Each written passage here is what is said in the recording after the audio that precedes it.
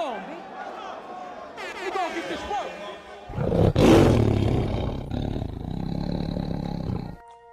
All things will be restored, as even the Torah that Moses broke. Remember, he placed them back into the ark, and God restored them. Moses wrote a Torah like the stones in the ark. Christian art has pictured the Torah as two tombstones, but that's not how they're described. In the book of Exodus, chapter 32 and verse 15, we read, "And Moses went down from the mountain with the 2 tablets of testimony." In Hebrew, it reads, luchot, not slabs, but sapphires. These were dihexagonal shaped like the sapphire molecule. That last part is really important. Is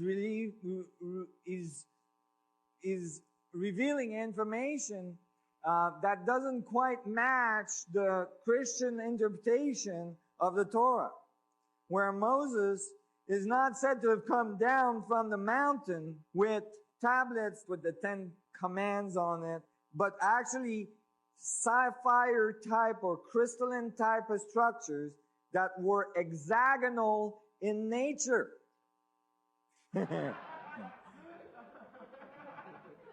When a guy like me hears stuff like that,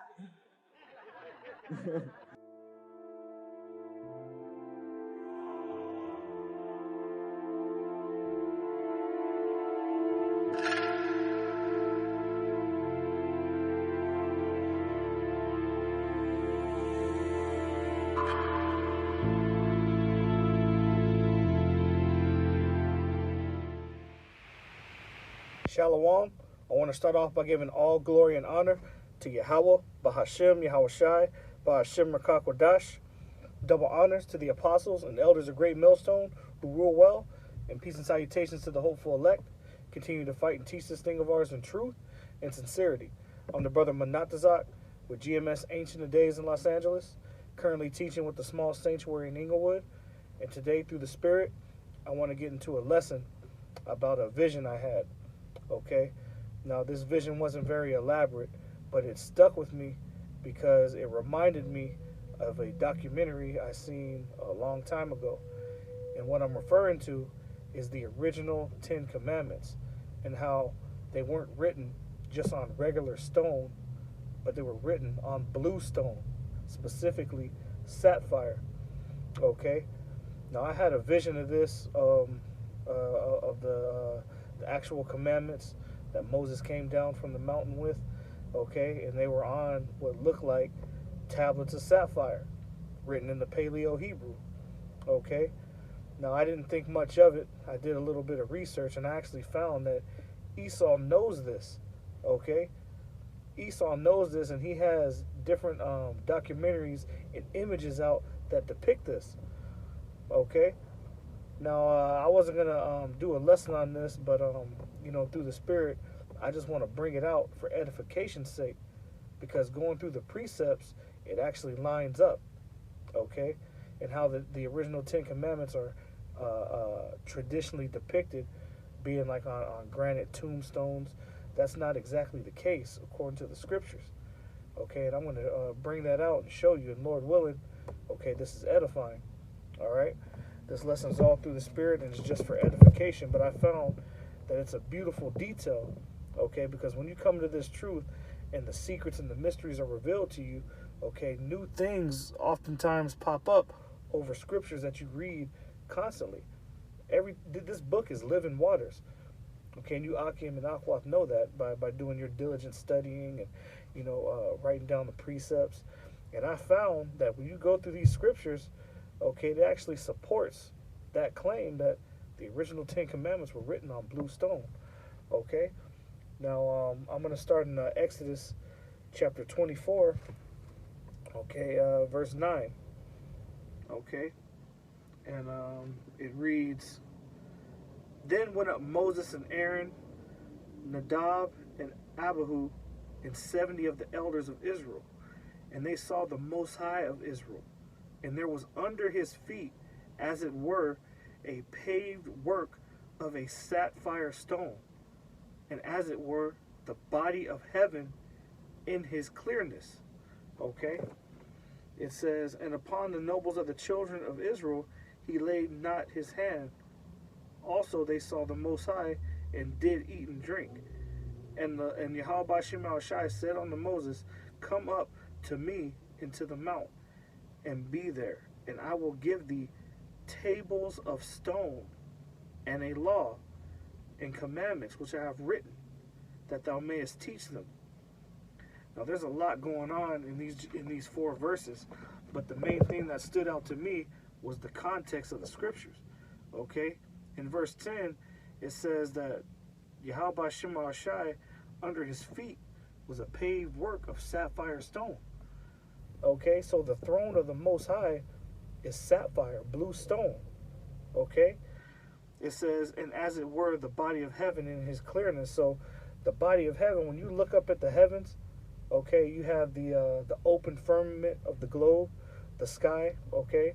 You have what Esau calls outer space, you know, the stars, the galaxies, and you have the spirit world where the Most High dwells. Those are the 3 forms of heaven, according to the scriptures. But this is talking about the actual open firmament, you know, when you look up at the sky, and the sky is blue. So it's likening the throne of the Most High to the blue sky, okay? And when you jump down to verse 12, the Most High is telling Moses that he's going to give him tables of stone. Well, what stone? Okay? The only stone that is mentioned is the sapphire stone of the throne. Okay? Now, for edification's sake, okay, I'm going to prove that the throne of the Most High is actually blue. Okay? Because the sapphire stone is a beautiful royal blue stone. Okay? Now I'm going to get the book of Ezekiel, chapter 1, verse 26. Okay? The scriptures say to prove all things, right? And the scriptures also say that by the precepts we get, you know, knowledge, wisdom, and understanding, roughly paraphrasing. But this is Ezekiel 1, okay? Chapter 1, verse 26. Okay, this is specifically going into the prophet Ezekiel seeing the glory of Yahweh Bashim Yahweh Shai. So Ezekiel 1 and 26 reads, it says, and above the firmament that was over their heads was the likeness of a throne, as the appearance of a sapphire stone. And upon the likeness of the throne was the likeness as the appearance of a man above upon it. Okay? And this is going into the Most High. Okay? His throne is sapphire. Ezekiel chapter 10, verse 1. Okay, it says, then I looked, and behold, in the firmament that was above the head of the cherubims, there appeared over them as it were a sapphire stone, and as the appearance of the likeness of a throne. Okay, so there's 3 different precepts going to show that the throne of Yahweh Bashim Yahweh Shai is likened unto sapphire stone. The same stone, okay, that he commissioned to Moses to build the commandment, or to write the commandments. Okay. I'm gonna get the book of Numbers, chapter 15. Okay, just to go to show the importance in the scriptures of the color blue. Okay, there is no coincidence that it talks about the commandments being written on blue stone. Okay, because the throne of the Most High is blue. Okay, now let's read Numbers chapter 15, verses 37 to 39.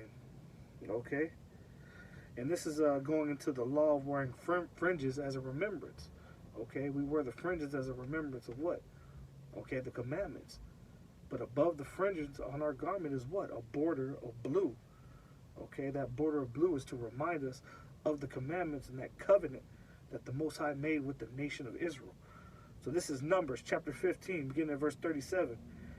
And Yahweh Hashem Shai spake unto Moses, saying, speak unto the children of Israel, and bid them that they make them fringes in the borders of their garments throughout their generations, and that they put upon the fringe of the borders a ribbon of blue, and it shall be unto you a fringe, that ye may look upon it and remember all the commandments of Yahweh Hashem Shai, and do them, and that ye seek not after your own heart and your own eyes, after which ye used to go a whoring.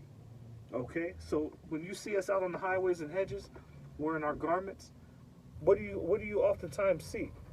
What is the distinguishing thing that stands out about the brothers on the highways and hedges? Okay, it's the garment with the fringes. Okay, with the border of blue.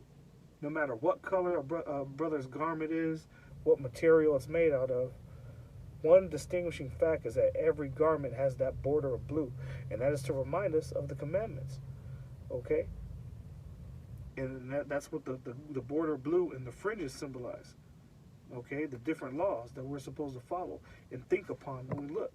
Okay, was a promise and a covenant made in remembrance for the nation of Israel. But the distinguishing factor, okay, is that border of blue, okay, is a remembrance of the commandments. Okay, the commandments that were originally written on sapphire stone from Yahweh Ba'Shem Yahweh Shai. All right. Now to show as the scriptures say, a false balance is an abomination. Just to show the duality of this, let's go to Revelation 17. Revelation 17 verse 1. And I'm going to read down to verse 5. Okay, Revelation 17 verse 1. This is going into Babylon the Great, okay, which is the United States of America. All right. It says, and there came one of the seven angels which had the seven vials, or the seven vials, and talked with me, saying unto me, Come hither, I will show unto thee the judgment of the great whore that sitteth upon many waters. Okay, that's America. That great whore sitting upon many waters, upon many governments. The hammer of the earth, right? It says, with whom the kings of the earth have committed fornication, and the inhabitants of the earth have been made drunk with the wine of her fornication.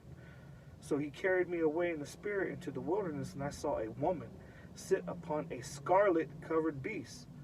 Okay? Remember the color scarlet. Full of names of blasphemy, having 7 heads and 10 horns.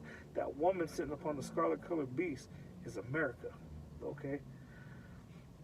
Having 7 heads and 10 horns. Okay? NATO and the EU. Right? It says, and the woman was arrayed in purple and scarlet color, and decked with gold, and precious stones and pearls, having a golden cup in her hand full of abominations and filthiness of her fornication. Okay, why? Because America is that great melting pot. Okay? It's no wonder it's called Babylon, which means confusion. This society is nothing but confusion. Okay? And it goes against everything that the scriptures talk about. Okay? Now, the colors of this woman, she was arrayed in purple and scarlet and decked with gold. Okay? Remember, there's no wasted word in the scriptures. If it is written, it's written for a reason. And I'm going to show you the importance of these colors. Remember, the great whore that sits upon Babylon is arrayed in purple, scarlet, and gold. Okay? Verse 5, it says, and upon her forehead was a name written, Mystery, Babylon the Great, the mother of harlots and abominations of the earth. Okay, now, what's interesting about this is it's written in all caps. So when you go into the numerical value in Hebrew, okay, of Revelation 17 verse 5, it equals 666. Okay? Now, with that in mind, okay, I want to bring out 2 quotes, okay, that some of you may be familiar with. Ronald Reagan, okay, in 1983, made a speech where he openly declared the Bible being the law of the land. But that just goes to show the hypocrisy of Edom, because this society goes against everything that the scriptures speak about. They do not follow not a single law, statute, of commandment written in this book. Yet they have the audacity to place their hands on the scriptures and swear onto it, and during their inauguration. Even Theodore Roosevelt, another president, said that a college education or a thorough knowledge of the Bible is better than a college education. Right? Another Edomite. So it just goes to show that even these heathens know the importance and the power behind this book. But these scrolls, this book, these prophecies are written for the nation of Israel. Okay. Let's go to Let's go back to Exodus. Okay. Exodus 28, and I'm gonna start at verse 5. Okay. Exodus 28, beginning at verse 5. Okay. It says, and this is specifically going into Aaron and his sons being set up as the priest. Okay, and the priest of our nation had a special attire that they wore. Okay, now listen to the colors that the high priest of our nation wore. Verse 5, it says, and they shall take gold and blue and purple and scarlet and fine linen. Okay, and they shall make the ephod of gold, of blue, and of purple, of scarlet, and fine twined linen with cunning work. Okay, now the ephod was a gold breastplate with 12 stones that represented the 12 tribes of Israel. But if you notice, the high priest wore the same colors, okay, as the whore, the false prophet mentioned in Revelation. Scarlet, okay, gold, purple, right? But the difference is the beast or the false prophet in Revelation didn't have blue, symbolizing that they weren't going to follow and keep the commandments. But the high priest did wear blue, okay, representing that they were to keep the law, the statutes and commandments, okay. And what's beautiful about that is the priests of our nation were originally from the tribe of Levi, which means loyah, joined unto me in the Hebrew, joined unto the Most High, okay, joined unto them by the law. They were the priestly tribe, okay. When you go to Exodus 28 and 28, it goes into the specific reason for the blue. It says, and they shall bind the breastplate by the rings thereof unto the rings of the ephod with a lace of blue, that it may be above the curious girdle of the ephod, and that the breastplate be not loosened from the ephod. So, in layman's terms, that breastplate was tied onto the high priest at the rings with a blue cord, symbolizing that the 12 tribes were bound together by the law, okay?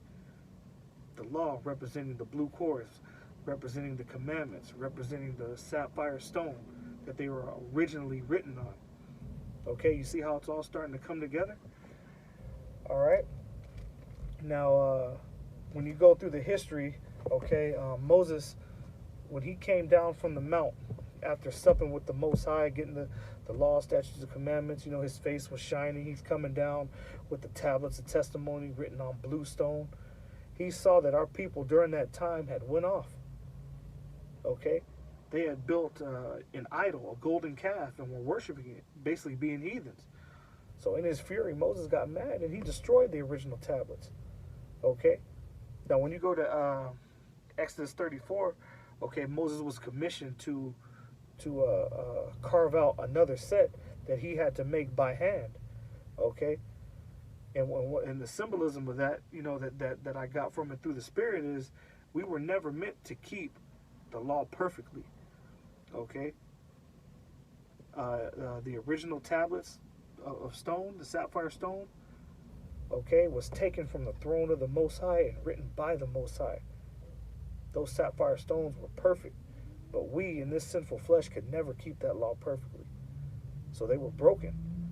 And Moses, okay, was commissioned to build or to make another set, and through the Spirit,